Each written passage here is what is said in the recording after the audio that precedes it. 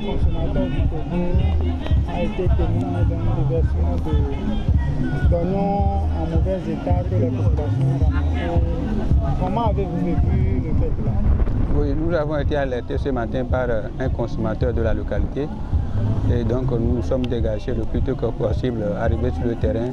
On s'est rendu compte que le problème est réel et que depuis il y a de cela 4 jours, des opérateurs économiques s'étaient venus déverser sur le dépotoir relais de la localité de Sosoukopé, sous prétexte que les produits sont avariés. Mais ce qu'on a constaté, que la plupart des gens sont venus les ramasser et les a exposés pour que ça puisse être sec et qu'on puisse les consommer soit eux-mêmes ou bien qu'ils les mettent en vente après. Et donc dans nos recoupements, nous nous sommes rendus compte que ce n'est pas seulement la localité de Sosoukopé qui a bénéficié de ces produits pourris, mais des gens se sont venus avec des voitures, avec des pousse-pousse qui les ont transportés dans la localité, dans Adjido-Gomé, dans Agoué, dans toute la ville de Lomé et ses banlieues.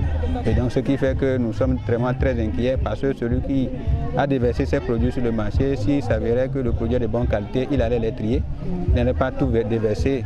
Et donc c'est récurrent dans ce dépotoir à Sosoukopé, et donc nous profitons pour alerter l'opinion nationale à être vigilant dans la consommation des oignons en cette période-là.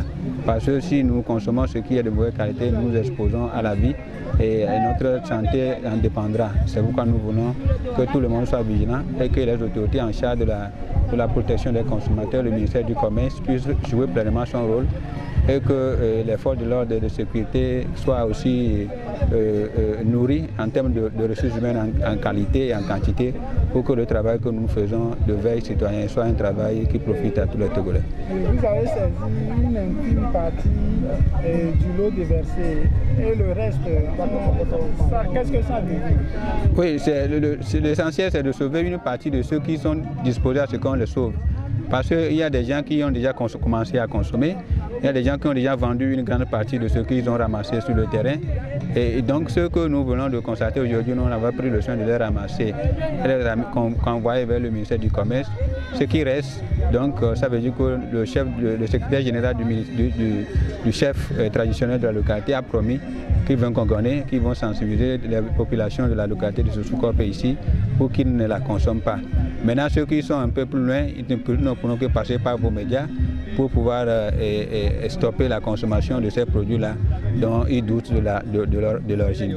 Nous avons été témoins, certains ont préféré prendre les produits avariés qui peuvent nuire à leur santé. Ils ont voulu prendre ça et le consommer. Qu'est-ce qui traduit ce fait-là? Oui, c'est vrai que nous pouvons dire que c'est la précarité qui traduit cette attitude de certains consommateurs qui se sont disposés à prendre, même à notre présence, ces oignons pourris. Mais on ne peut pas aussi cacher derrière la précarité et vouloir consommer ce qui est de mauvaise qualité.